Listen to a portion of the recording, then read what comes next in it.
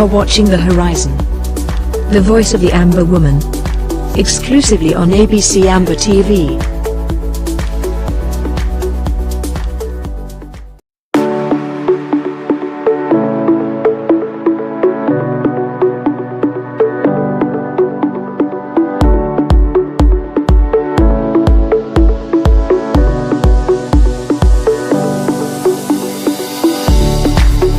Dear Ambazonians, fellow Southern Cameroonians, I want to inform you that we are postponing our mega launch of the Ambazonia Transition Fund by 1 week. That means the launch is now scheduled for Saturday, the 26th of October 2024, and the time is 8 p.m. Boya time. Instead, on Saturday the 19th of October, I will be holding a planning meeting, an extended planning meeting with the federal constituency to ensure a very successful event. Here is my open letter to all our members, supporters, and well-wishers of the Ambazonia struggle. I extend my heartfelt appreciation to you all for the relentless sacrifices you have made over the years towards our collective fight for the restoration of our sovereignty as Southern Cameroon's Ambazonia. Your efforts, sacrifices, and unwavering dedication have carried this struggle forward, and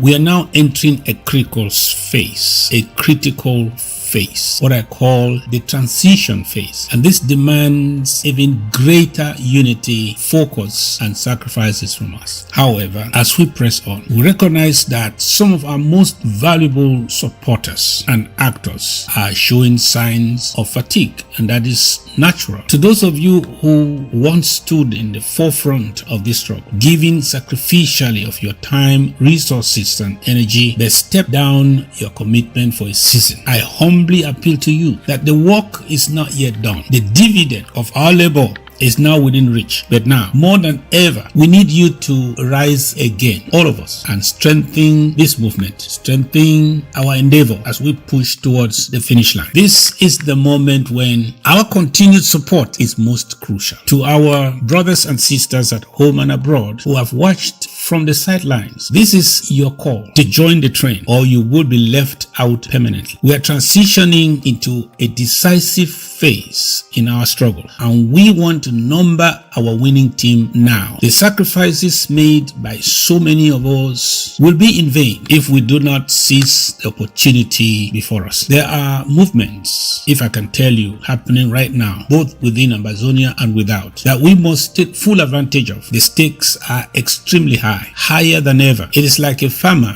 who toils through the seasons, but if he lacks the means to harvest, to gather the harvest, all his hard work will be in vain. It is not the time for factionalism. It is not a time to follow the cliques. It's not time for division. It is not the time to dwell in what separates us. We must unite, setting aside differences in ideology or approach. We need to focus and do our utmost singularly towards the common goal that binds all of us: the freedom, the unconditional freedom and restoration of Ambazonia. We must join hands and contribute to this transition phase as if everything depends on it right now, because it does. If we falter now, just to repeat myself, all the sacrifices of yesterday will be wasted. The blood, the sweat, and the tears that we have shed for our cause must not be forgotten. And we owe it to ourselves, to our fallen heroes, the patriarchs, and to our future generations to ensure that Ambazonia is free indeed in our lifetime. Our journey has not been easy, yes, but no meaningful fight for freedom ever is. Let us come together with renewed determination, putting away anything that hinders, distracts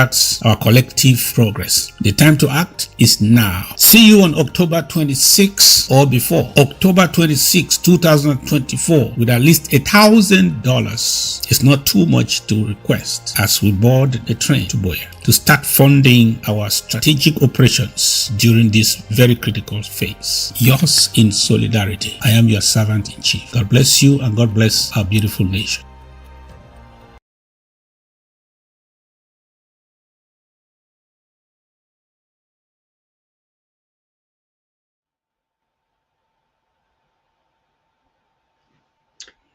Hello, good afternoon, good morning, good evening to our people, in particularly those at home front. Greetings to you all across the world, all the fans and viewers of The Horizon. Welcome once again to The Horizon, the voice of the Ambazonia woman. Today I will be joined by Barrister Tim and later on by Dr. Yaya. And we are looking at the rumors around the death of La République du Cameroon president and also, last week they started the awareness on breast cancer on this horizon. So we'll be continuing today with Dr. Yaya, creating more awareness because October is breast cancer month and we need to also take our health and preventive measures to ensure that we still strong, healthy, and our loved ones are also strong and healthy so we would not be burdened by any illnesses or terminal illnesses of that sort. So it's good to be aware and it's good to know and educate all the women and girls around each other so we all stay healthy as the voice of the Amber woman, the strength of the Ambazonia woman,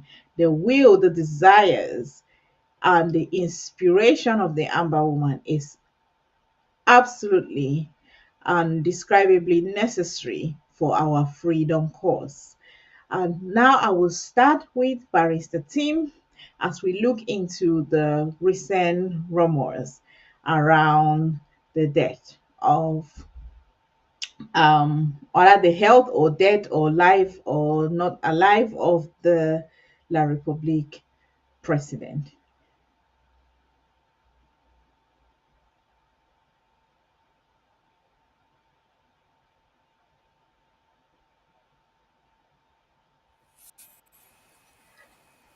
Uh, Barrister Tim, you're welcome to the yeah, horizon. thank you for having me once more. I've been absent from the horizon for a while. I hope All right. this my debates will add some clearance to some people, to us, will add some education to the topic you have given me to deal with. Thank you, and over to you. Thank you very much. And thank you for accepting to join us on the horizon to discuss this very important because the president of La République du Cameroon, Bobia, declared war on our people and have sent his talks to create a lot of destruction, supported by all most of his administration and military ranks, and have gone to our territory and tried to ensure that we remain slaves, we remain in bondage. And but thank goodness that Amazonia has risen to fall no more. That as we look into, the recent conversations around his um, situation, Amazonia, we need to have an understanding, and I'm hoping you'll be able to, throw a lot of light on this situation. And first of all, what do you think about this talk? Before we really, to get into the conversation, what's your thoughts around it? My thoughts about what? Around the President Pobia's whether dead or alive, what are your thoughts about it? Well, my general thoughts about it as an Ambazonia is that we know officially there's this man called Paul Biya, the president of Cameroon. Mm-hmm. And we know also from our own perspective that Cameroon, that is headed, supposed to be headed by Paul Biya, is just our neighbor. We're not part of that. So if we must discuss about them, it's like you sitting in your house and then knowing that your neighbor has a crime, you're not going to close your eyes. You're not going to shut your doors because the sound from the enter into your own house. So that's the Mm. perspective from which we dare to talk anything about what is going on over there. Because we're not part of them. We're not part of them Okay. and we're not part of the system. but it's important for us to Mhm. understand what is happening in the neighbor's house. Over to you. Okay. We have seen, I like the angle you're taking it, and this is exactly what I said in my introduction, that we need to have this awareness because they have been the oppressors for over 60 years. And he has been the leader of the oppression by La République du Cameroon, by French Cameroon, for 42 plus years. And he was even part of Ahijo government that was still destroying our institution and oppressing us. So he has been there for a very long time. Now, what are your comments regarding the ministers or the La Republic administrators' reactions towards the rumors about around Bobia being dead? Well, let us go back to the background. Why are they reacting rightly or wrongly to the rumors? We call them rumors. If anything is going on, if it's because somebody, and we understand, we are made to believe that that person happens to be an Amazonian, went out and ventured to an phobia is dead. That's what has prompted all this reaction. Because Paul Biya has never been in Yaoundé anyway. He has been living in Switzerland for time immemorial. He has homes there. He holds a Swiss nationality. And very often he rose from there, either from his hospital bed or from a rented hotel. So the noise has come up now because a brave Amazonian, right or wrong, ventured to go on the air and announce that that guy is dead. Then that has prompted these reactions from different government officials and other opinion leaders. But in summary, what are they saying? Let us just deal with it because we don't have a lot of time. In summary, all of them are saying that Paul Biya is not dead. Paul Biya is active doing his job. And that's what they are saying. At least I have read two communications from two government officials. The Minister of Communication, that's the spokesman of the government, is not dead. He's alive. That's overall for the government. Another one from the Director of Civil Cabinet. The Civil Cabinet in the presidency manual deals with Paul Biya's daily life, his food that he eats, cooking for him, buying his diapers, and so on and so forth. That one came out to say the man is very, very strong and doing and working so perfectly from Switzerland. In other words, if he's so perfect, my calling him a diaper wearer, I'm wrong, because he's a perfect guy working like a young man from. So that is what the two government officials have said. And like it or not, we like a foreign nation just neighbors. That's your version of his absence, of his prolonged or shortened absence. Officially, they've announced that he's working. He's there. He's not there. What can we say? That's what they've said. Whether they're right or wrong is not the issue, but that's what they say. And if they say so, they presume that he's alive. He's working. Over to you.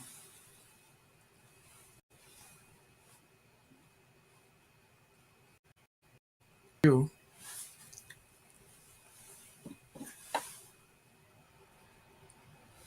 Yeah, thank you very much. So on the same light, in no, paying attention in what is hitting, falling on the neighbor's roof because it might soon hit us or might affect us in one way or the other. Um, to what extent should we look into La Republic power struggle, and to given that we've had some reactions from La Republique ministers, and we've seen that their constitution is breached. What they say they lay down to follow, they never follow it when it comes to reporting, for example, about the health of their leadership. We know in other parts of the world, the the president's condition, abilities, is constantly being reported upon or questioned if need be. But this case is not the same for La Republique. They have shut down any media conversation or anybody trying to inquire or ask any questions. Um, like they've tried to shut down any discussion about our independence within La Republique. So this is how they have functioned and this is how they have operated. And, you know, considering this was based on somebody just making a statement that he's dead. And, to my understanding, this is not the first time that this has come up. So the bottom line is, to what extent should Amazonian pay attention to whether La Republic is following their constitution, is allowing freedom of expression or freedom of speech, or is even allowing their citizens or the people to question their leader whereabouts or health condition? Well, I think there are two aspects to your question. The first aspect is by their constitution, is the president alive or dead? And if he is, what is next?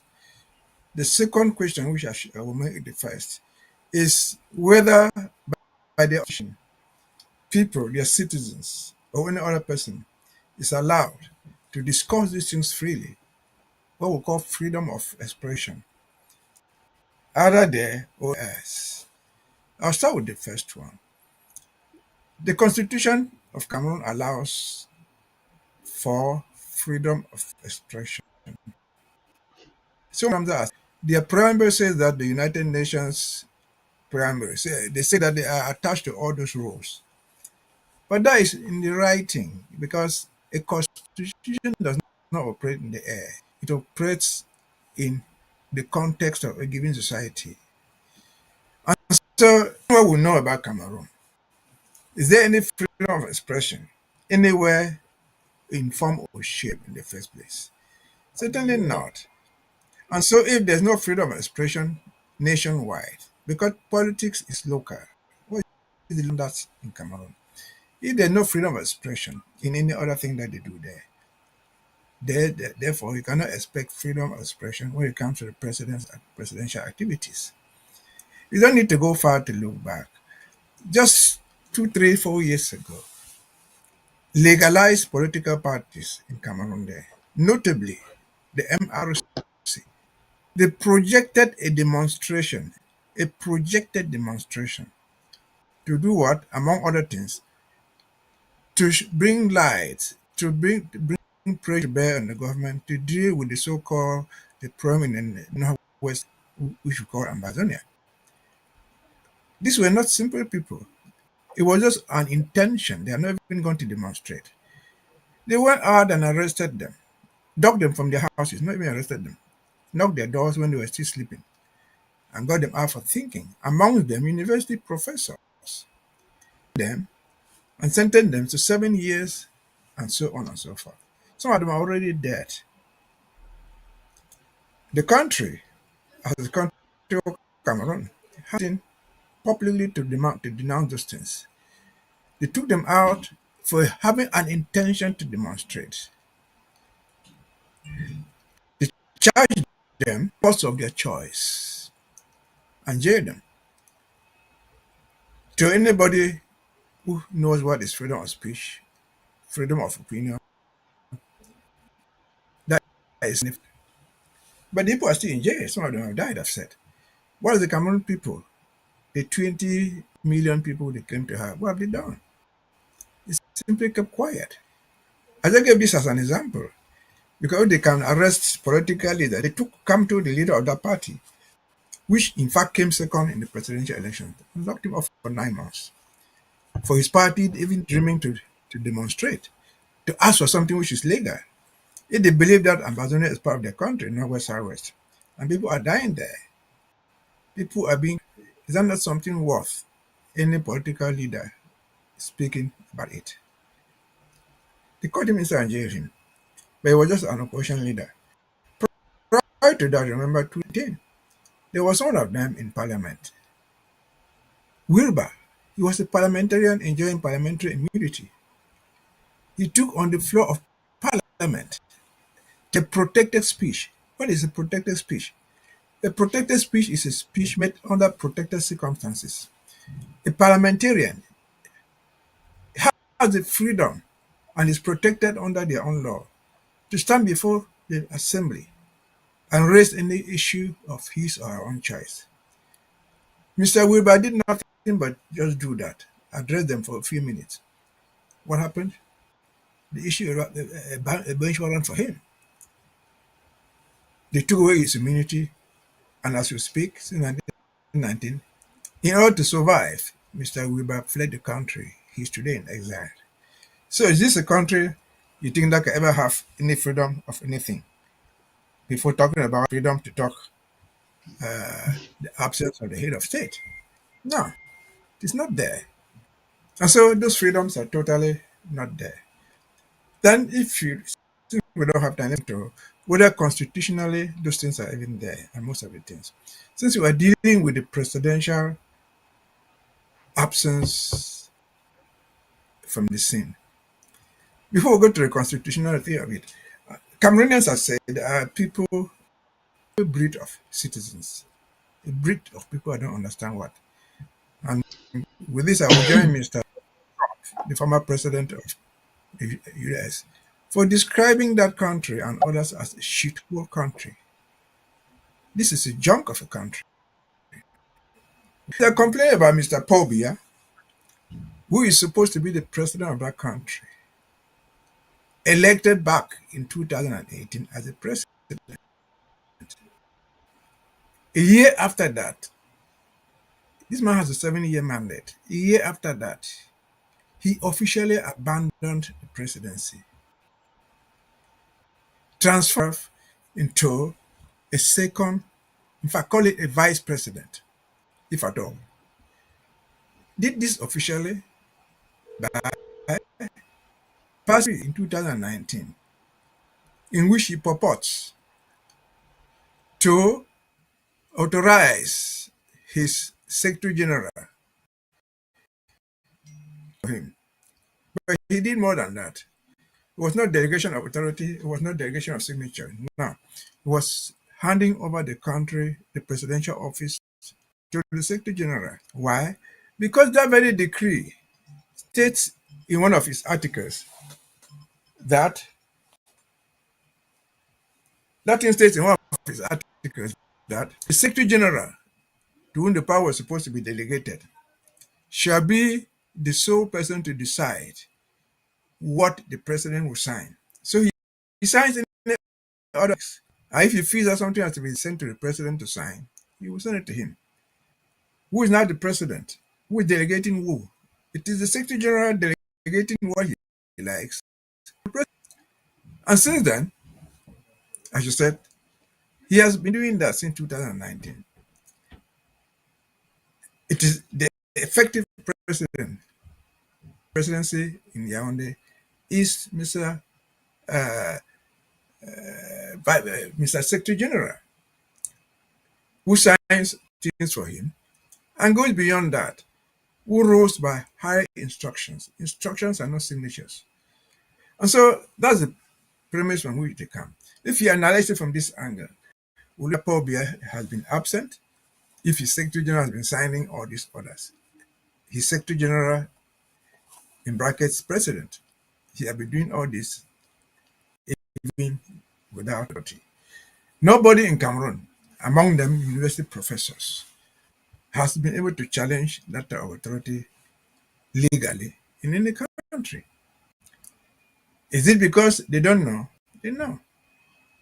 Is it because they want it to happen? No. They probably have changed it. They have university professors there in law. But the context, the institution does not allow them to do anything. And so it is a country ruled from hell with a junk constitution, with people whose hands and legs are tied behind their backs. And so Paul Biya's absence, I hear people call it prolonged absence. I don't know what prolonged means to them. Does not mean it because since his This Monday, we're dealing with this Monday, 2018. I don't know how many people in Cameroon, that people in Cameroon, who are their neighbors. I've not seen them. I've not seen there.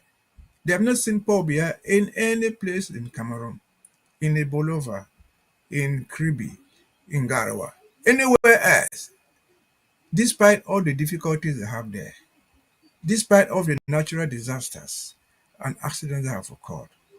The Mr. President, Vice President, I call him, has appeared.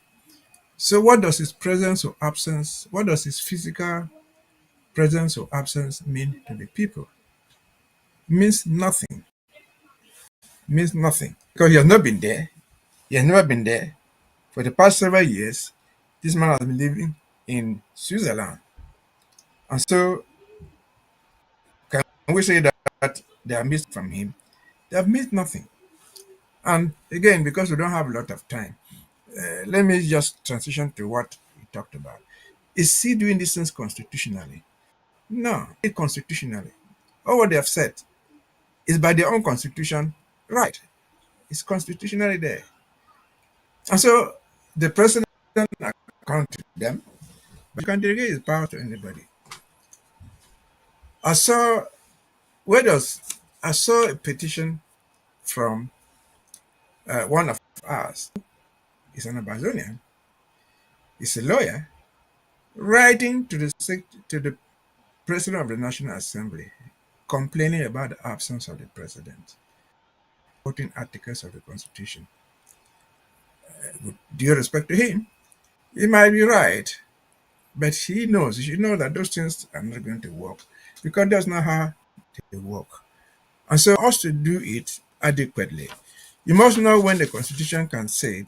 What does the Constitution say about the president being apt or being present? If you permit me, I will simply go to the relevant section and read it for you. Article 6.4. Article 6.4, we don't have a lot of time, simply says this. 6.4. Where the office of the president becomes vacant, I'm quoting, becomes vacant as a result of death, 1, resignation, 2, or permanent incapacity. Are the other conditions: death, prolonged absence, or resignation. That's when the office can vacant. But it doesn't just become vacant because he didn't see him in the office. It doesn't just become vacant because you and me say the man is dead and buried. It doesn't just become vacant because he writes that he has resigned. No, that's not what makes it vacant. It becomes vacant under those three conditions, provided any of those conditions is adequately ascertained by the Constitutional Council. So the further is ascertained, that condition, each of those conditions that you want to rely on, must be ascertained, that is approved by the Constitutional Council. Their Constitutional Council. You say he's dead, yeah, they buried him yesterday, but you have to go to the Constitutional Council and say, well, we buried him, this is death certificate. He resigns. You have to go there and say, well, this man resigned. And tell the Constitutional Council, this is resignation. Or he has been absent. Maybe he take a certificate that he left Cameroon and went to Brazil, or wherever it is 2 years we have not seen him. You bring that paper of his departure from Cameroon, for example, I'm just giving that example, to China or wherever he went. Has been away for 2 years. He has been 6 months away. Then that Constitutional Council, which is a court, will now determine whether that constitutes a death.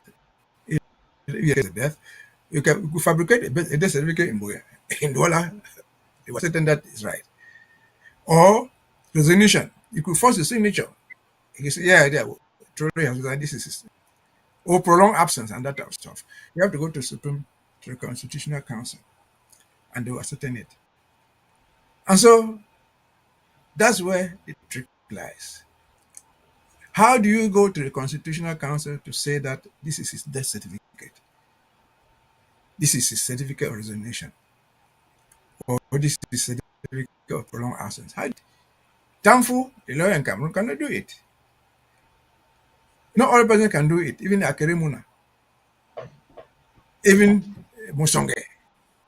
Not do that. You have to go and do it, cause the Constitutional Council to act. And the issue now comes, how do you cause the Constitutional Council in Cameroon to say this guy is dead, to agree this man is dead, the office is vacant, to agree that this guy has resigned, the office is vacant, or he has been away for so long, this office is that's nice. And that will take us to Article 47 of the Constitution. 47.2, how to get the Constitutional Council to act. It says, matters may be referred to the Constitutional Council. Matters may be referred to the Constitutional Council by the President of the Republic himself. 1. The President of the National Assembly. 2. The President of the Senate. 3. One third of the members of the National Assembly, one third of the 180 can be, or one third of the Senate. That is 33 out of 100. Nobody else. These are the procedures for doing it. Can this be done in Cameroon in the present dispensation? Certainly not. It's the president himself who is supposed to refer this thing to him. Okay? Is he going to say, well, I'm dead? Is he going to say, I've lived out for so long, or I've resigned? He's not going to do it. It's the president of the National Assembly, given what we know. They're all CPDM oligarchs. Come and say, well, the president is absent. Constitutional Council, look at it. He's not going to do it. Can one third of the National Assembly of 180 members, 170 or plus, of who are CPDM, can they gather signature of 120 to cause the Constitutional Council to act? Zero chances. Can 33 members of the Senate out of 100, made up of all CPDM people, act to say the president has been absent, he has been long away, or he is dead, or this and that? Can they do it? Practically impossible. And so that is what it is. We don't like it. That is their constitution. That is their law. And so, as I said earlier, if we analyze all this, it is simply because as Ambazonians, we are their neighbors. We should understand what is going on in a neighbor's house. If we want to criticize, we want to help, we must know our own limits. And so that is the legality by their own law. That is what is going on. Has he been absent? Among other things that Mr. Danfo, the headquarters of the government is in Yaoundé. That's a fact. Presidency is in Yaoundé. But what is a presidency in Yaoundé? What is a presidency in the terms of Cameroon? Is it the building standing on today or something else? The presidency is not the building. It is the symbol, the stamp, which is a round thing, which he carries in his pocket, toilet in Gomaka, and stamps something. That's the only thing that makes it the presidential act. Because even when he goes to stay in Gomaka, or when he goes to Switzerland or to Paris, if he came here and decided to issue a decree from here in the United States or anywhere in Europe, he will stamp it. That decree or that order that has signed will carry this insignia, Presidency of the Republic, Yaoundé. So the presidency is not the house. It's not the physical structure standing in it today. It is the authority that he carries in his pocket when he goes to the bedroom to sleep. He can give it to his wife. It is the insignia that he carries when he goes to his hotel room, wherever it is, and stamps things that he wants. And so that is how the thing is. That's how they designed it to be. It was not by error. This constitution, to the best of my knowledge, 1996, was designed by a certain Joseph Warner, who just died. By their own standards, he was the best legal constitutional law professor ever found in that country. Was an aggregate. He had an aggregation. He taught me continually on Cameroon. So these guys knew what they were doing. It's not something that they made out of mistake. Don't disturb, get out. So that is how it is. Let me end there. If you have other questions, you may, because probably I know you have other people to deal with the segment. So Yeah, thank you so much. Like you said, these things we need to pay attention to. And now let's look at it from an Amazonian perspective, an Amazonian interest. But given everything you have just explained, and the constitution is really made to centralize power and to give power to a very few who can even have exert any change. And this is why I don't rate French Cameroon people in general, because majority of them are okay with the oppression of the people of Amazonian, and also are tolerating such structure of government that does not serve anybody or serve them. Such structure of government that does not serve them for 40 something years, 40 plus years, and they don't even have the mind. Such cowards, the most of them are. And so, given all of this that we know, and let's now look at it from an Amazonian interest. So my question is in two layers. First, does the rumor around his demise, whether true or false, does it matter, or should it matter or not to the people of Amazonia? And secondly, what message would you like to tell the people of Amazonia regarding this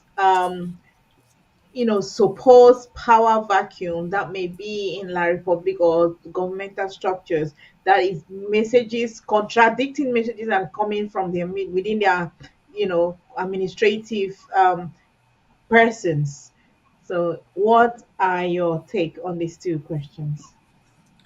well, the first thing is we must agree that not vain. Rumors have a lot of meaning. I will say in English language, simple English language, there is no smoke without fire. If the rumors are circulating there, something is somewhere. Some fire is brewing somewhere that you and me don't see. But what does it matter to Amazonia? What is that? Sooner or later, we might have somebody, our neighbor, sitting on the throne of the neighboring country that is killing us. And so that person who sits on the throne, or the dead person who continues to rule from there, just helps us to strategize. If it's a new person, we know somebody else is coming.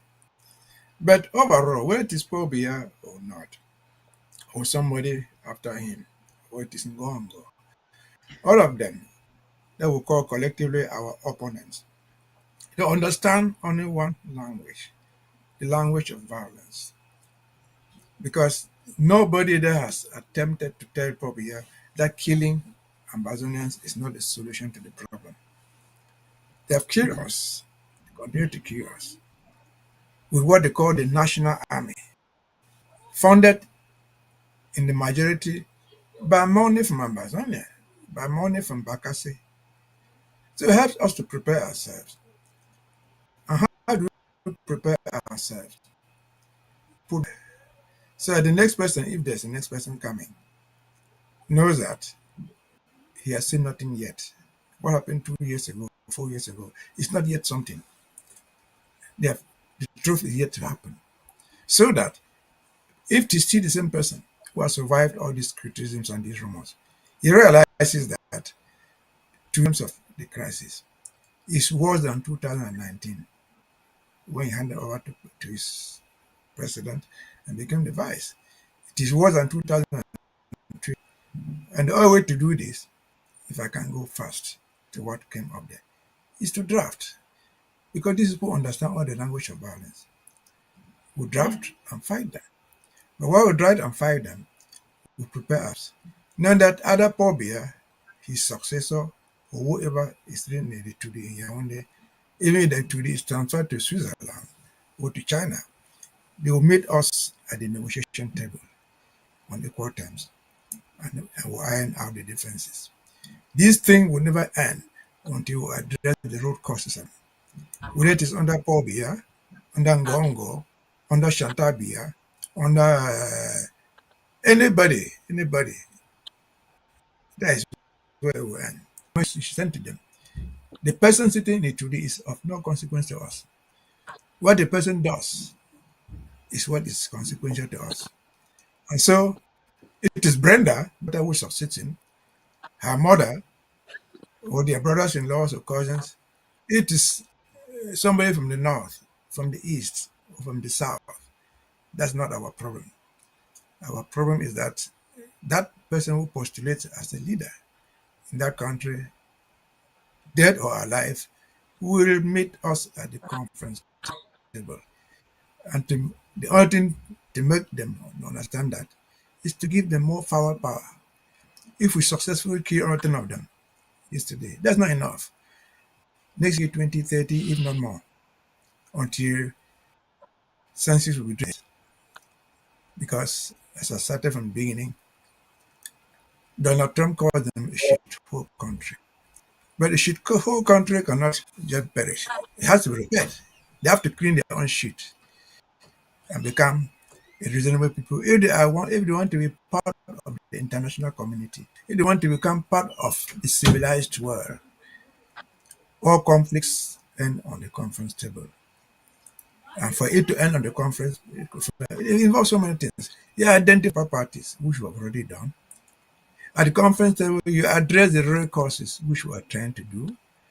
And then you come out with real solutions, which we want at the conference table. I wonder if that answers your question. Fantastically. Thank you very much. And I'll think that would round this part of the discussion uh, about what is currently happening. And with this conversation is what we've been having severally on some few programs. And I really want to appreciate you for taking the time and bringing a constitution to awareness. And I don't even think 90% of French Cameroonians even understand their own systems and how it's supposed to work.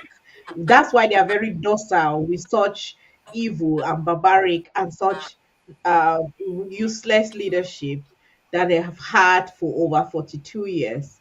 So thank you very much. And that's why they cannot, and they are very threatened by the idea of Amazonia because they know we cannot be as docile and act almost like zombies and cowards in allowing such evil to flourish in our territory. Thank you very much, Barrister Tim. And we would now, before we continue, I would like to take this opportunity to welcome Dr. Yaya on the horizon today. Dr. Yaya will be talking to us about breast cancer since this is the breast um, Cancer Awareness Month, and on the horizon is the voice of the Amazonian woman. As much as we are preparing our revolutionary minds and spirits, health is wealth, and we need it as we face the enemy on all fronts. Thanks once again, Barrister Tim. We would have a short video as we transition to discuss about breast cancer and learn more on preventive measures and what we need to do to detect it early and all the things surrounding it. Thank you all once again. We'll be right back. You are a breast cancer survivor. What were the first symptoms that you experienced? Tell us about that. In my case, I really didn't experience any symptoms, but my mother is a breast cancer lady. And so what happened, I made it a point of duty to always have my yearly mammogram. So it was at the breast cancer screening with a 3D machine that they discovered I have stage 0 breast cancer. Now, what kind of treatment did you receive and for how long? Luckily for me, with my consultation with my physicians, I did not need chemo, neither did I need radiation. However, I opted to have a double mastectomy because of the medical history that my mother already had it. And we know that breast cancer affects both genders, women and men. What are the first signs that people should watch out for? The basic signs that I always advocate that people watch out for is to know the most basic, the color, the size, and the shape of your breast. And also there are other things that go within these three things. Sometimes you have a dimpling in your breast, which is the nipple going in. Sometimes it's a puckering, meaning the breast is dry and you see you're able to like peel it like an orange. Sometimes it's an engorgement and you're not pregnant and you're not breastfeeding. So if there's a swelling there, you need to see that something needs to be done. I encourage early screening. It's very, very necessary. Through the screening, hopefully when there are any changes, they would let you know. And is this for everybody? Like, you don't have to have any symptoms for you to go to the doctor and say, I need some breast check. Do you have to have any symptoms?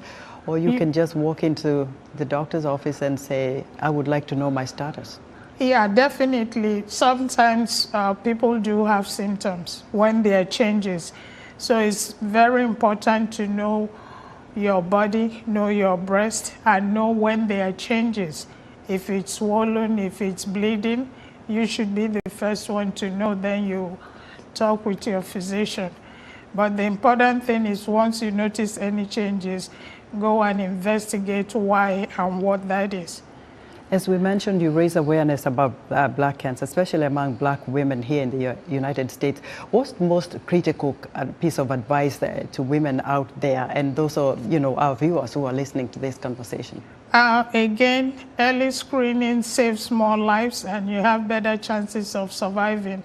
So for those women or us women who live within the United States, there are a lot of areas, there are places where you can go for screening. But if you fall within the group that you don't have those facilities available, once again, you need to know your body, know when there are different things happening, something outside the normal, then you need to go investigate that. So my thing to everybody is just know your body. Be the first one to notice when something is going wrong. And what's the good age for somebody to go check for breast cancer? Good age in the United States, depending from 40 and above, they ask that you go for your screening, sometimes 50.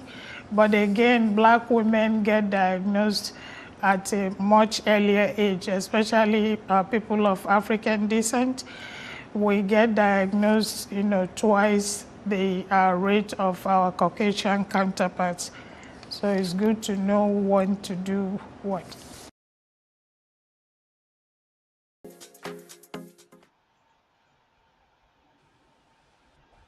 Wow.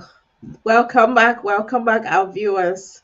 Thank you for joining us once again on the horizon. I got my pink, yeah, for this segment of the show because this is Pink October for a reason.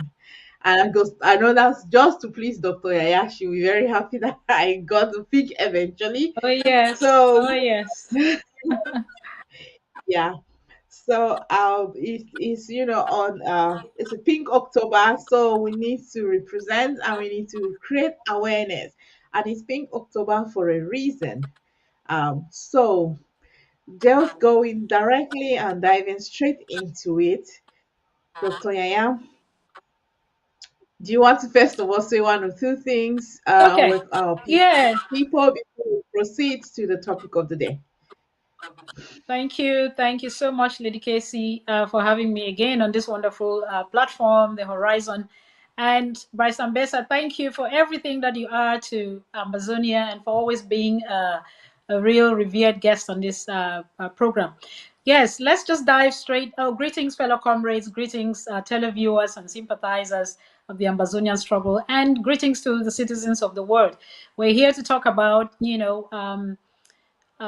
breast cancer. That is a topic, is a hot topic, not only for Ambazonians, but for the entire humanity. So you're most welcome to share the link, and let's talk about this. And a topic that seemed to have been a taboo in the years past has come to the forefront due to this increased awareness, and especially thanks to the Pink October month, which is actually dedicated to raise awareness on the topic. So stay tuned, share the link, and stay glued. Yeah. Thank you, thank you very much. After such a day you've had, and you still sound so vibrant and energetic, and that's the Amazonian spirit. You are highly, highly appreciated for your Thank you. dedication to our freedom cause. You know, we've talked about the Pink Month, October, and month of our breast cancer awareness, and all of that, and all of that. What is the pink? Why is it the pink one, and what's the significance? Right. Thank you, Lady Casey. And I'm quite impressed. I love your pink. Oh, you look very pinky. When I came on, I thought I saw, did I see black? I'm like, anyway, I can see some pink lipstick. So, yes, you did very well. Congrats.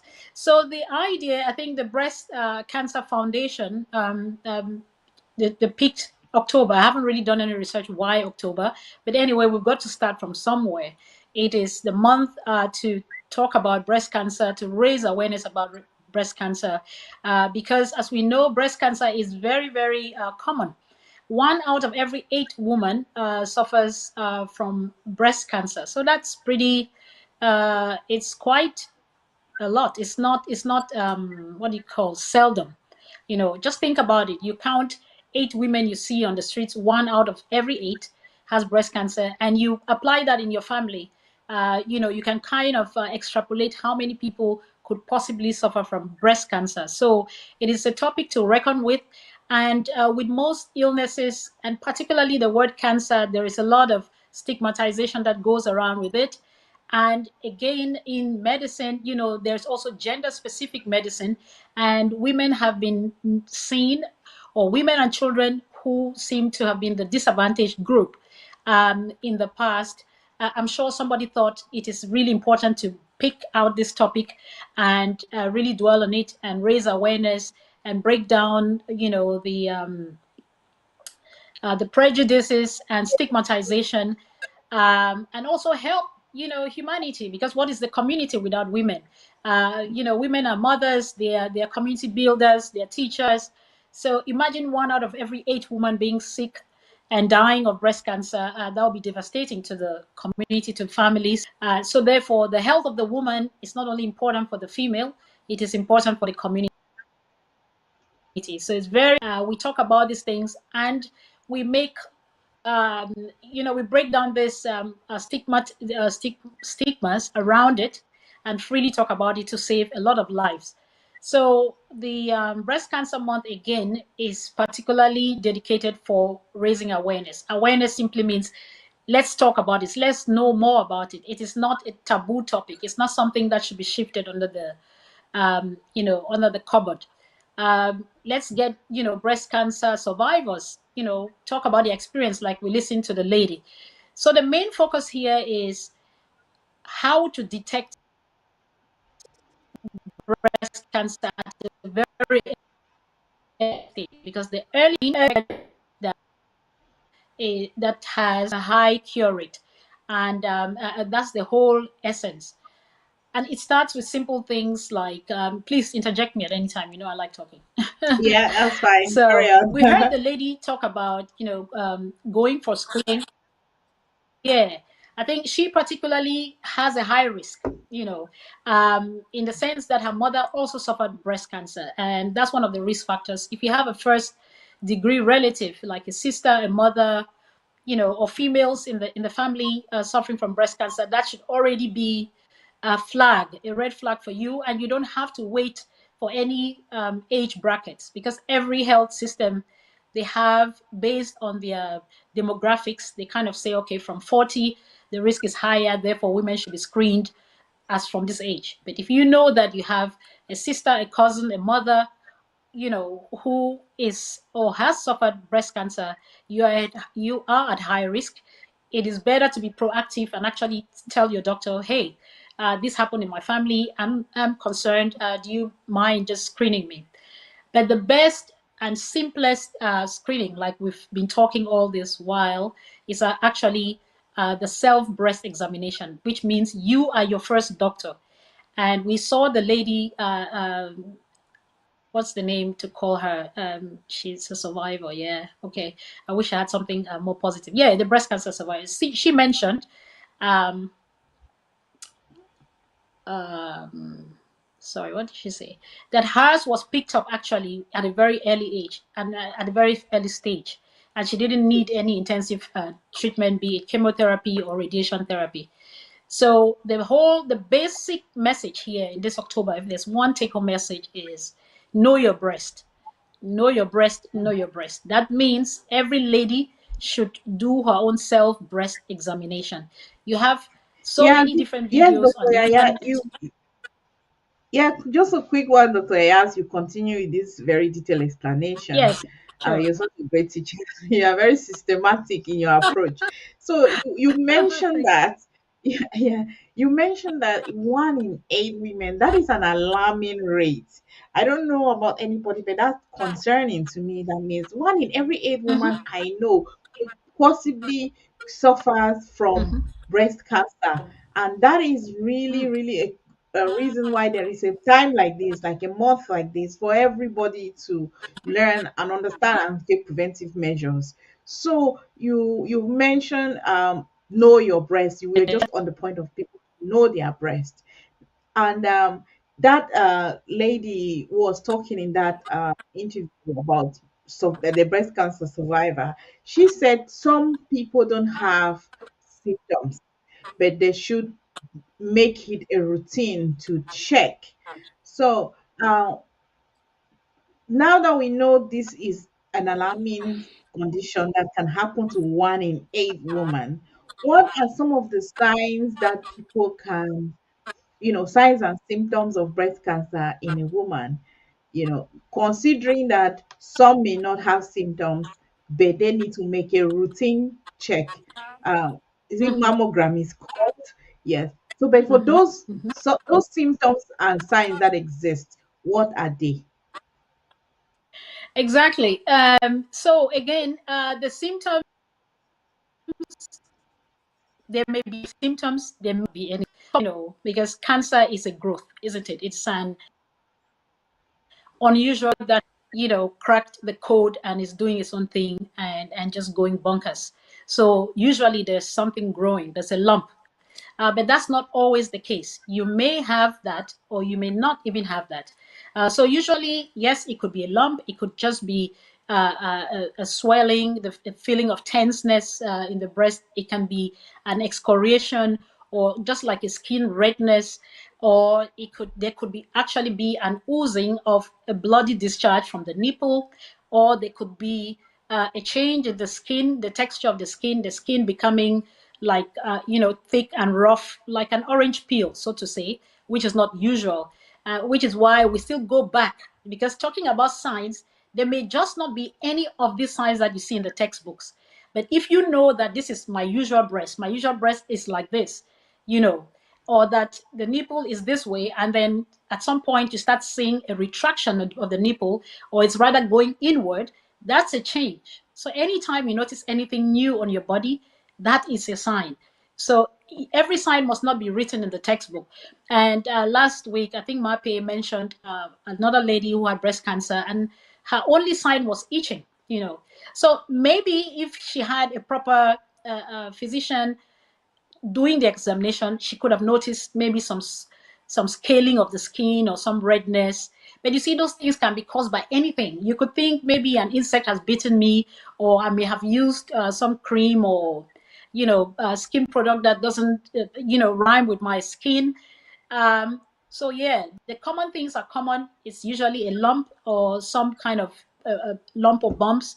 It can be redness. It can be a thickening of the skin or puckering, they call it. It can be a retraction of the nipple. It can be a discharge, which can be bloody, or pus mixed with blood and pus. It can just be, just an itch, and it can be nothing. There just can be no sign. So, which is why it is absolutely important for women, not to wait for a sign before they go to the hospital, but just to make it a part of their routine, just like we get up and go to work every day. Make it a duty that at the every beginning of every month, or whatever time you choose to do the test, uh, preferably for women who are still having their menstruation, 2 to 3 days or 3 to 5 days thereabout, post their menses, stick to a specific time. And regardless, whether you're in that phase, or you're menopausal or post or whatever, have a certain routine that you do every month, so that when there's any difference, you can tell. You'll say, oh no, I didn't feel this last month, this feels different. A lot of times we can oversee things, we can overdiagnose things. But remember, when you feel or think that there's a difference, that does not necessarily mean you have breast cancer. It is just the screening. So that is the first start, and then you go to the specialist. They will do, what do you call FAC? The specialist knows what to do. They'll do their examination, and if this suspicion is valid, then they'll go on to do more tests. And for women generally above 50, it is advisable that they do the mammogram, which is like an X-ray of the breast. You do once a year, and again, for women with high risk, and that is, women with family relatives who are already breast cancer sufferers, you probably need to be talking to your doctor earlier. So they will do that mammogram. It's like an X-ray of your breast, and if it shows any suspicious lumps or calcifications, then the next step would probably be, depending on how strong that is, to take a sample of that lump or whatever it is, and to test it, to do some tissue analysis. And that's going to give more information as to what to confirm or to exclude the diagnosis of breast cancer. And once that is confirmed, then they have different specific tests to do, further analysis to know what sort of treatment is needed. So, but let's not go too much into that day, because our focus is really on that screening. So you're better off feeling something too much, too often, and then being reassured that, oh no, it's not breast cancer, than just be blasé about it and relaxed. And you find sometimes you see women in the hospital, and you're just testing them for something else. They came for something else completely, and you just feel something really stony on their breast, and you're wondering, did you not notice this? But you see, a lot of times people are in denial, because that word cancer is like a death sentence, and that's something we must talk about. I've seen a couple of women with actually hard lumps that are unavoidably, there's no way you can say that's normal. It is really like a rock, and with the skin all tight and tethered onto that lump.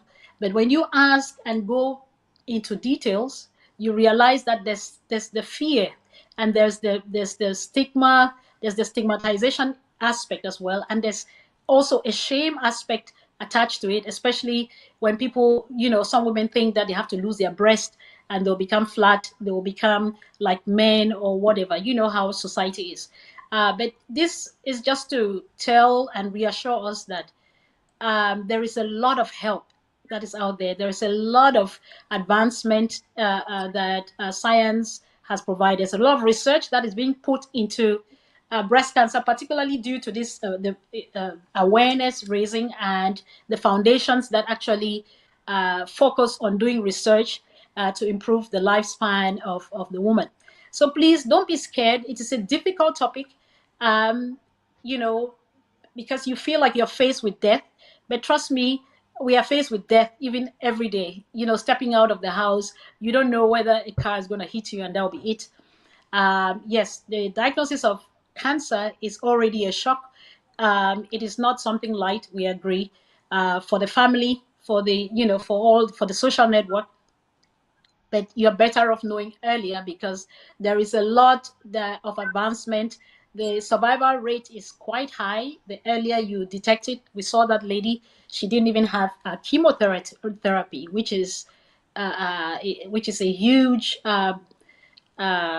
advantage, so to say, because the cancer probably was picked up at a very early stage where whatever was found was localized only on that spot. It had not spread to the lymph nodes or spread to other organs like the lungs or the brain, such that just taking that out, that lump, was enough to have taken care of the cancer. But she went ahead. I mean, of course, in you know what do you say, after having discussed with her specialist, to go ahead and have both breasts taken off. I'm guessing that because the mother was a sufferer of breast cancer, there is probably or there's the likelihood that she has a genetic uh, um, um, predisposition with the genes that we know, they call them BRCA1 and 2. And yeah, at some point there's a high chance that you'll get the breast cancer back. So as a prophylaxis to just prevent that happening, if the women are okay with that, they actually take out both breasts, just as a prophylaxis. Yeah. Wow. So I hope I answered that question. I know I'm jumping from one place to the other. Yes, Yeah. you answered it very, very well. And this is the what it means, to create awareness and education on a topic like this. Just before we get into the next topic, are there any videos or any where people can find any information on how to examine their breast? Yeah. Is there Plenty. any, Okay, so is it Yes, there is there. advisable to Google? Is it advisable, for example, to Google or go on YouTube and find a video on how to examine your breast for any lump or sign? Uh, well, Lady Casey, what can I say? Now you cook food from Google. We do everything. People, I don't know. So you can't stop people from Google. But then there's very useful material. All I'll say is there's also a lot of junk out there. So you need to, actually try and make sure you're dealing with some trusted resources, because it's a dumping pit. But you have the breast cancer foundation, which is out there. They have lots of videos, good videos and short ones. And you have also different healthcare systems, the NHS, I'm sure in the US they do things, in Germany as well. So there's definitely a lot of useful stuff. Some might be more detailed than the other. Watch those videos and learn to do. I mean, it is first your duty to do your own screening, and then make sure you see your doctor, because we advise people to still see their doctors regularly. At least every woman should have a pap smear, which is also another screening for cervical cancer. We could just touch on that just for the sake of generality, and also talk about men health as well. Even though it's breast cancer month, we're concerned about all or everybody. So you need to still see your physician at least every 6 months, I would suggest. The older we get, well, let me not say the older, because that might make some of us feel very old. At least above 30, I would say get checked once a year. And why not? If you have risk factors in your family, you're already suffering from some chronic disease like high blood pressure, diabetes, high cholesterol, and all those lifestyle diseases. Then twice a month, especially for those who are out here who have the facilities to have good medical care. Now, for those back home, we know the reality. Do the best you can in the given circumstance. So, to your question, whether we should use the YouTube, yes, they are very resourceful, but also meet your doctor and get a professional checkup at least once a year, whilst you do your own monthly check. And he or she will probably hint you on how to do it really, correctly. But what is important is, like I mentioned last time, is the fact that it is done regularly at a specific time of the month, and also to make sure that you cover the entire scope of the breast. So the breast like I mentioned again, we have the milk ducts where the milk, breast milk is being produced, and then you have the if I can call them the streets, the ducts that drains the milk and then is discharged through the nipple. So that starts from the periphery, it means from far. It's not only, so when you're doing the test, you're not just concentrating on the breast tissue. You have to actually start from under the collarbone, and you start to palpate, meaning you're feeling. And I think one of the videos that we watched last time, there are two methods. You can do like a circular motion going round and making sure your hand is not. Of course, I can't really do it, but when you watch those videos, they are self-explanatory. Don't touch and remove your hand. Don't remove your hand from the skin because you might miss.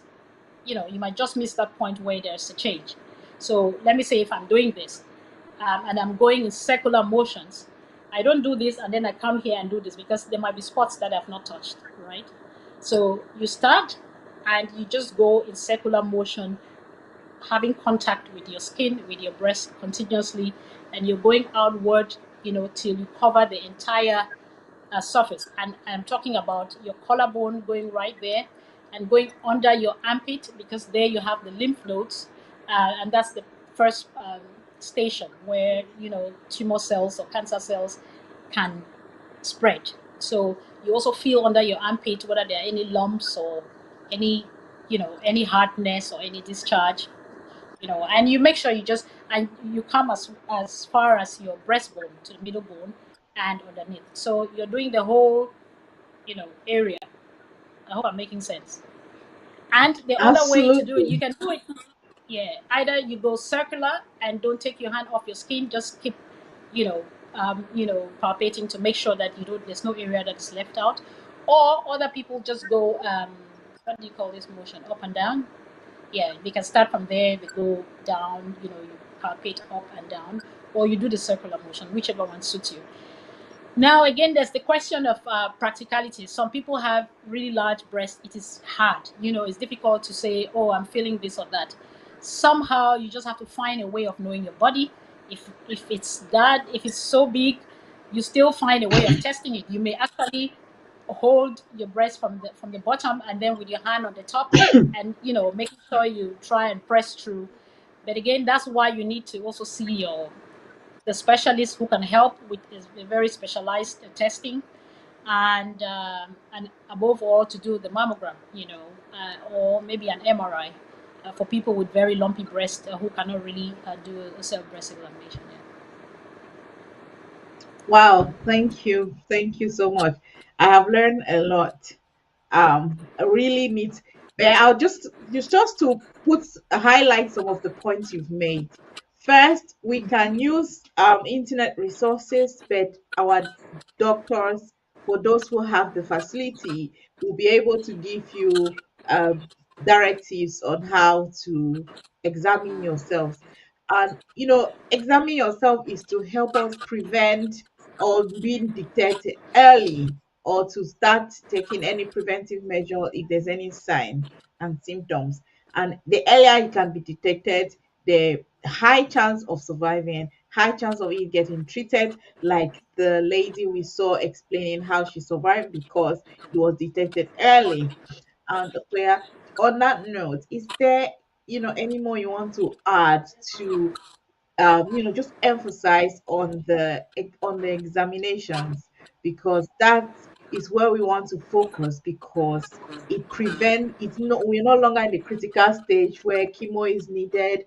It's like death sentence. And also when you talk of the examination, and when you emphasize on the examination, you also mention stigma around it.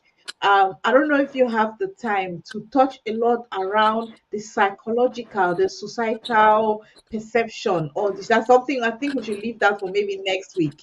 Look at the Oh, no, psychological, it's very or important. yeah, yeah, because Yeah. you mentioned these things, and I think it is actually the biggest reason why a lot of people are getting diagnosed late. And don't know the medical words, please. Me, I'm not medical, Correct. so a No, lot no, of people are you're getting, making a lot of sense. yeah, it's that. I see that's the reason why a lot of people are getting diagnosed late. We can understand some negligence or some people not taking things seriously, but some, like you mentioned, a story of somebody who had an obvious lump, but probably because they're either scared to face the reality of the news or how Yes. with the society, and because society have not created enough support system, which is why there's a month like this to create awareness to make it normal for somebody to like talk. We talk about headache and, for example, stress. People said I'm stressed very normally. People said I'm depressed. Depression before was also a taboo topic, but it's now common. People say I'm depressed, and there are systems and there are structures in place to provide support to see that they come out of that place. Even medication. Exactly. Same with breast cancer, like you mentioned, a lot of programs and research and advancement that has happened. So, when you emphasize on this, can you touch some more on the psychological, mental, and maybe social perception of Thank you. breast cancer, or diagnose, or even the examination of it? Thank you. Very, very important topic, Lady Casey. It's so crucial. Part of what do I say? Part of your healing from any illness or any ailment really depends on your mental state, I believe. So one, first, the society, we don't want to talk about anything that reminds us of death. So the first good news is that there's a lot of progress that has been made with breast cancer. The survival rate is now very high. With early detection, people actually live. I'm seeing lots of breast cancer survivors who had breast cancer like 20 years ago. In fact, last week I saw two patients. Good. Unfortunately, they had a relapse, but they were diagnosed like 1993 and 1995. But there's been a lot of progress in the research and the treatment of breast cancer, such that we have to break down this stigma of cancer is equal to death in so many different cancers as well. Not only different therapies, not you have chemotherapy, you have the radiation, you have surgery, you have also there's a lot that is happening in that area and has actually improved the survival rate of a lot of cancer. So that's the first good news, that please, where we are today, we're in a much better place than 10 years ago. So let's think of the days of HIV. When there was HIV was almost a death sentence. It was a death sentence. And mind you, a lot of people even died because of the psychological aspect of it, the isolation, the shame aspect, the being pointed out as you're the bad girl and stuff like that. That killed people even more than the disease itself. you know, because the natural progression of HIV into AIDS, you would have at least 10 years. That's a long time, before your, immune cells are kind of all depleted and you get into a full blown picture of AIDS. But a lot of people died because, one, the family neglected them because they thought they were ashamed. They were not having access to treatment because they were ashamed to go and even get treatment because they will be you have. But look at what's happening now, especially back home or in most of African countries. People very normally, just like here, we have HIV patients. They wear suits, they look healthier than you and I, and they don't look cranky and all of that because they take their treatment and it is not a taboo. And people do get married, even do have children, with HIV. So I'm just giving that because it's still in our recent minds. So cancer is also changing rapidly. Please, it's not a death sentence, and people die of so many different things, and even just tough luck getting out and getting hit by a car. So, but however, it is easier to say that to somebody who has been given the diagnosis. The name cancer comes with a shock. It changes the whole dynamics, not just for you as the individual, but your network, your family, your immediate dependents, because there are questions about it. There's a lot of uncertainty. There's a lot of fear, and rightfully so. In as much as we say the survival rate is better, it still end up in death, unfortunately. So there's always going to be that aspect of it. But what we are trying to say here is, don't restrict yourself from the they are, just because of fear. And it is very important to, with any bad news, there's always that phase of denial. I don't want to hear that. I don't really, be free to get a second opinion, but don't retract yourself. Don't pull yourself back and live in denial, because that's really not helping. You're putting yourself at risk, because maybe there could have been a treatment at that early stage that could have saved you, and you waited for too long and it's too late. There is a lot of help. There's a lot of advancement in the treatments, because there's a lot of research going on.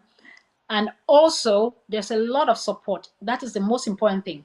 Because when you go, you see your doctor, we know how busy the world is nowadays. People spend time with doctors. I want to hope, and I thank God, that oncology is probably one area where there's a bit of more humanity. People take time to talk to patients, because it is a difficult topic, breaking bad news, so to say, and actually making sure that the patient understands, and the family understands, because you're not just treating one person, you're treating the entire network, because that person is going to rely on family members or friends, to help them at some point.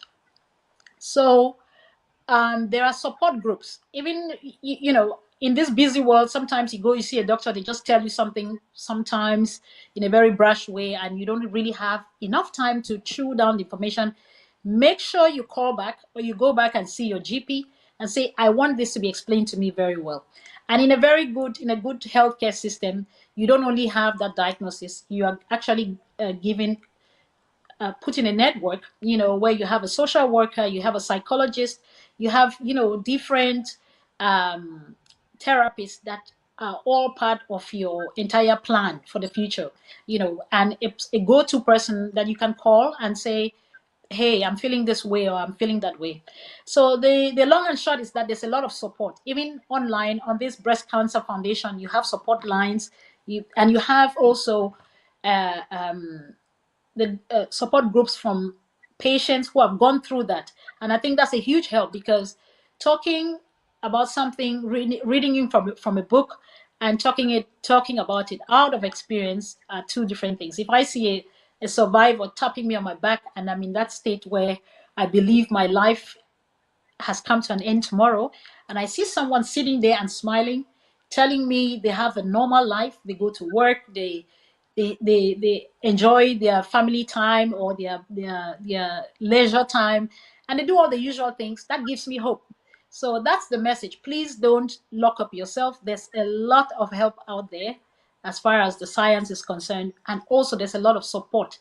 If you don't get it directly from your doctor, um, make sure you find out, you ask and say, is there any support group? Is there any number? Is there any emergency number I can call? Because, yes, come to think of it, it is a big thing to deal with it. But when we know that, there's a lot of advancement, I think that gives us hope, and we should not shy away from talking about it. And on the part of the community, this is what we deal with. Every diagnosis somehow has a stigma around it. So we just need to learn to be open about these things.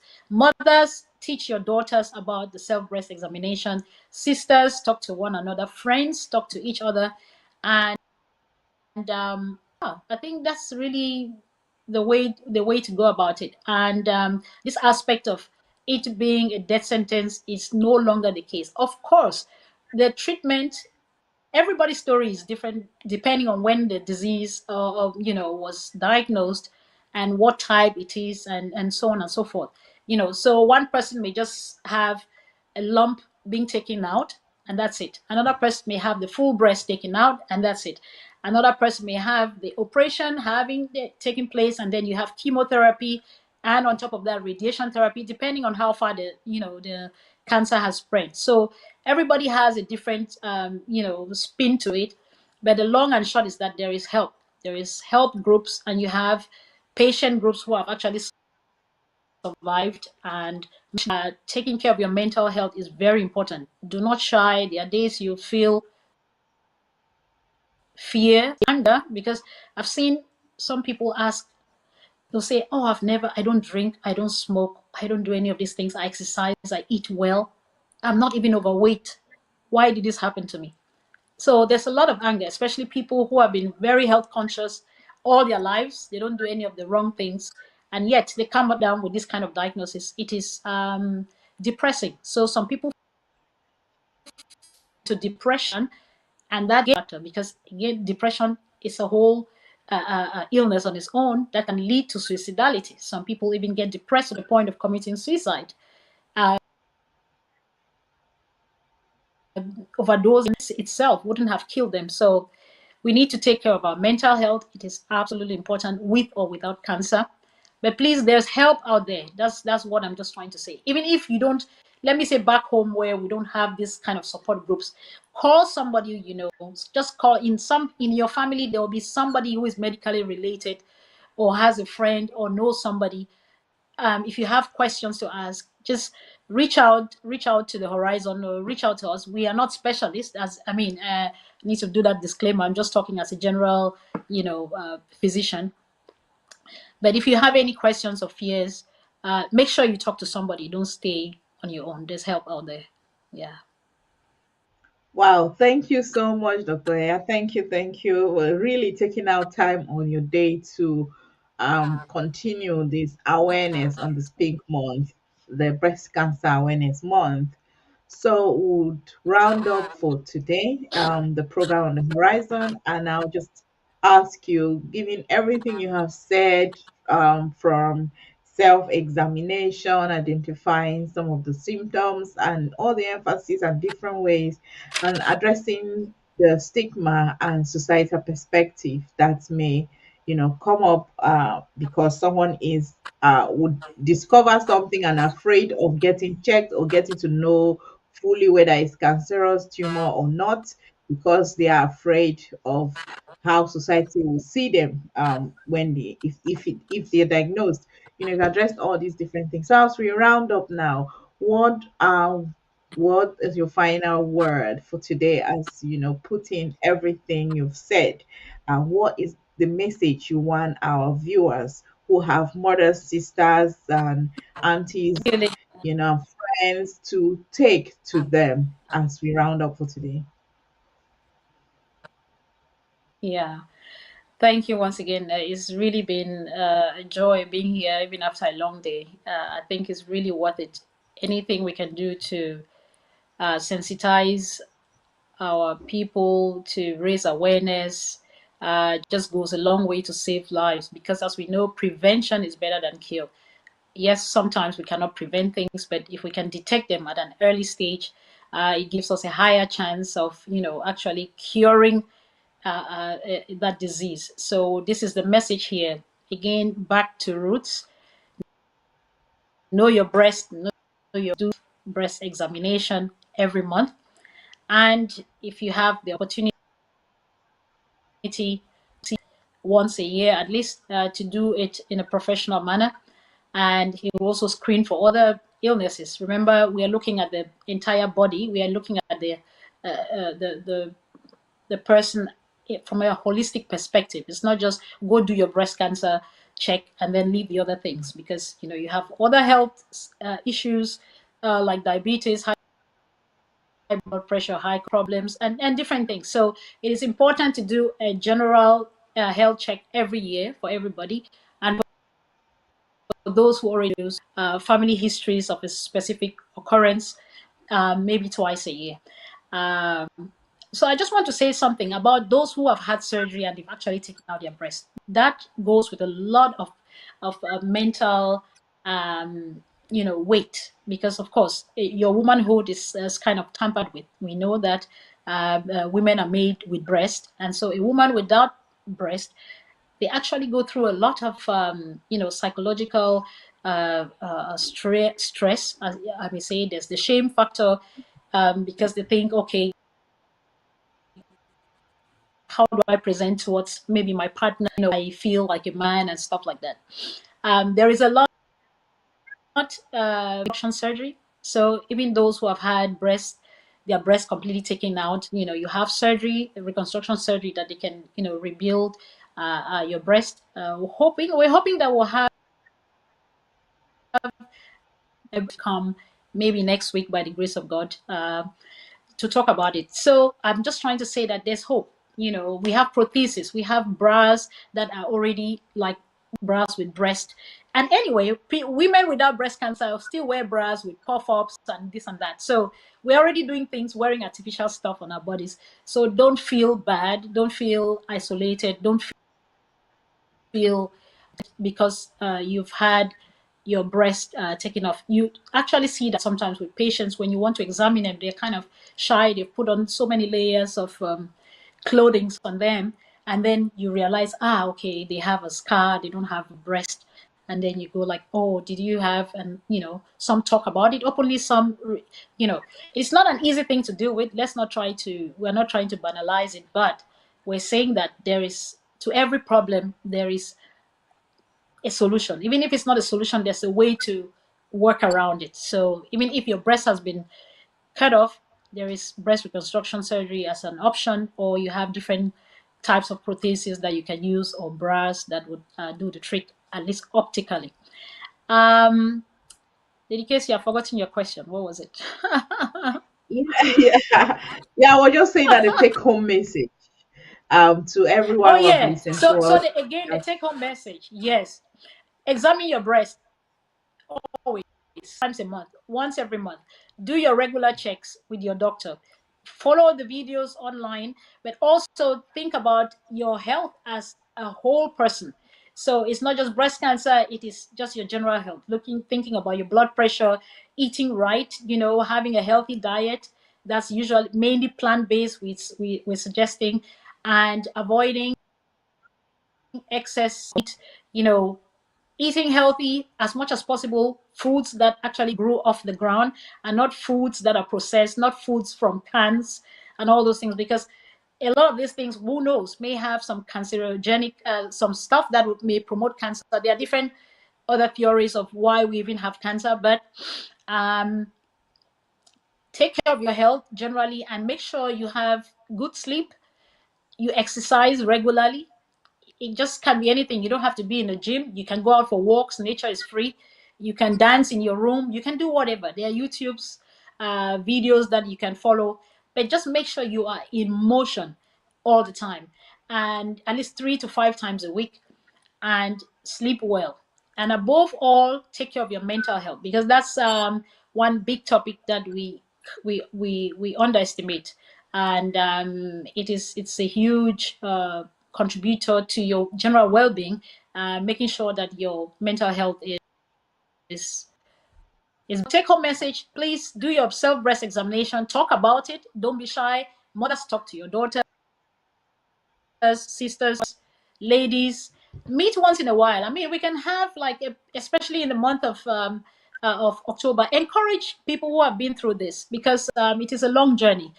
We can have pink parties, or once in a while we can just hang out and have a cookout of healthy meals and just talk about women issues and talk about, the test that we did, the screening for cervical cancer or breast cancer or menopause, common amongst us, on a lighter note, and having a tea or coffee or something like that, just to let ourselves know that we are each other's keeper. And to those who have been through this and have survived, don't keep it to yourself.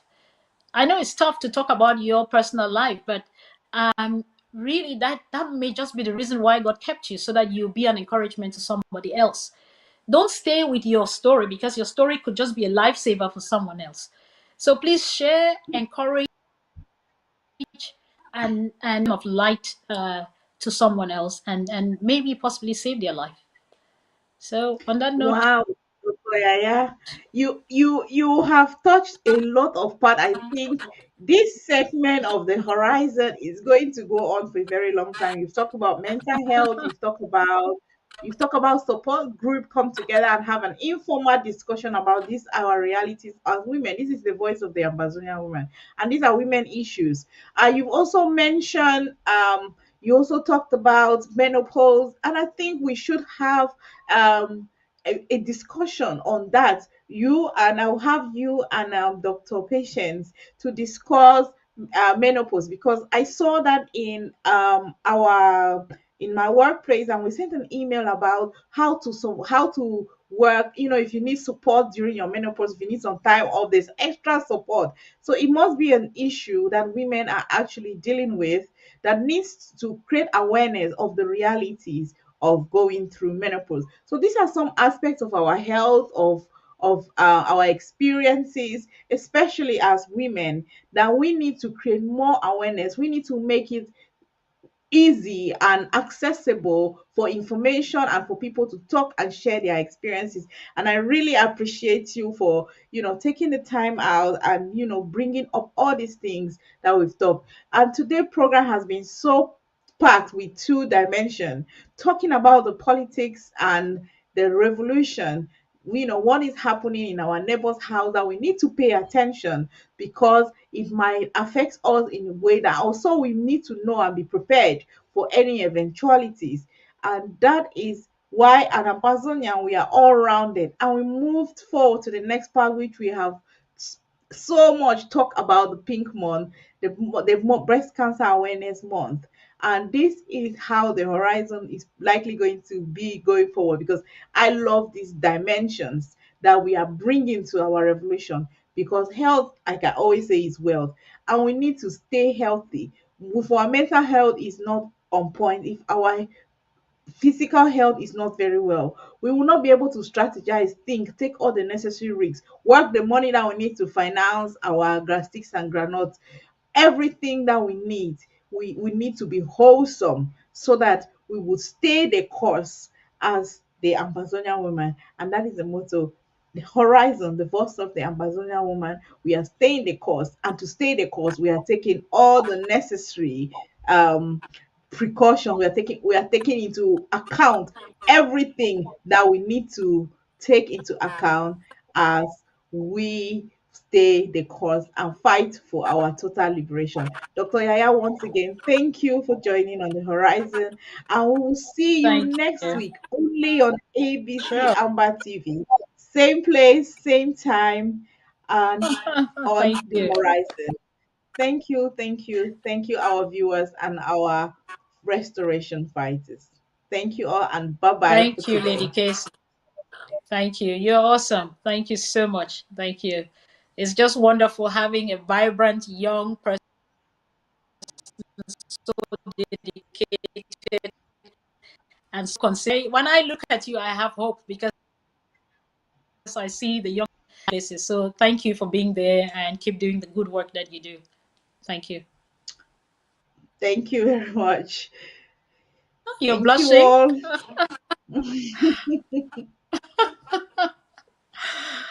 Ah, dear. Good night. Thank you. It's been an awesome show. Thank you. Bye.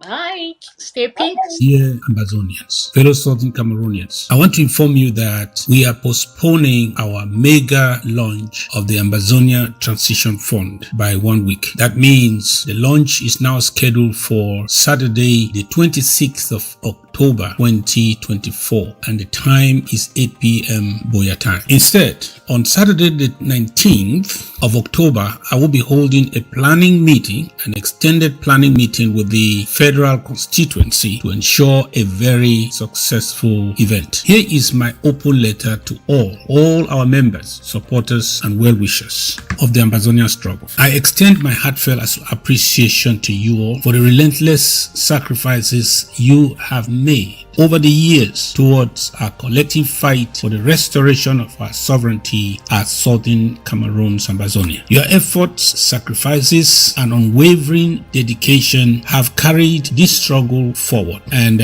we are now entering a critical phase, what I call the transition phase. And this demands even greater unity, focus, and sacrifices from us. However, as we press on, we recognize that some of our most valuable supporters and actors are showing signs of fatigue, and that is natural. To those of you who once stood in the forefront of this struggle, giving sacrificially of your time, resources, and energy, but step down your commitment for a season. I humbly appeal to you that the work is not yet done. The dividend of our labor is now within reach. But now, more than ever, we need you to rise again, all of us, and strengthen this movement, strengthen our endeavor as we push towards the finish line. This is the moment when our continued support is most crucial. To our brothers and sisters at home and abroad who have watched from the sidelines, this is your call to join the train, or you will be left out permanently. We are transitioning into a decisive phase in our struggle, and we want to number our winning team now. The sacrifices made by so many of us will be in vain if we do not seize the opportunity before us. There are movements, if I can tell you, happening right now, both within Ambazonia and without, that we must take full advantage of. The stakes are extremely high, higher than ever. It is like a farmer who toils through the seasons, but if he lacks the means to harvest, to gather the harvest, all his hard work will be in vain. It is not the time for factionalism. It is not the time to follow the cliques. It's not time for division. It is not the time to dwell in what separates us. We must unite, setting aside differences in ideology or approach. We need to focus and do our utmost singularly towards the common goal that binds all of us: the freedom, the unconditional freedom and restoration of Ambazonia. We must join hands and contribute to this transition phase as if everything depends on it right now, because it does. If we falter now, just to repeat myself, all the sacrifices of yesterday will be wasted. The blood, the sweat, and the tears that we have shed for our cause must not be forgotten. And we owe it to ourselves, to our fallen heroes, the patriarchs, and to our future generations to ensure that Ambazonia is free indeed in our lifetime. Our journey has not been easy, yes, but no meaningful fight for freedom ever is. Let us come together with renewed determination, putting away anything that hinders, distracts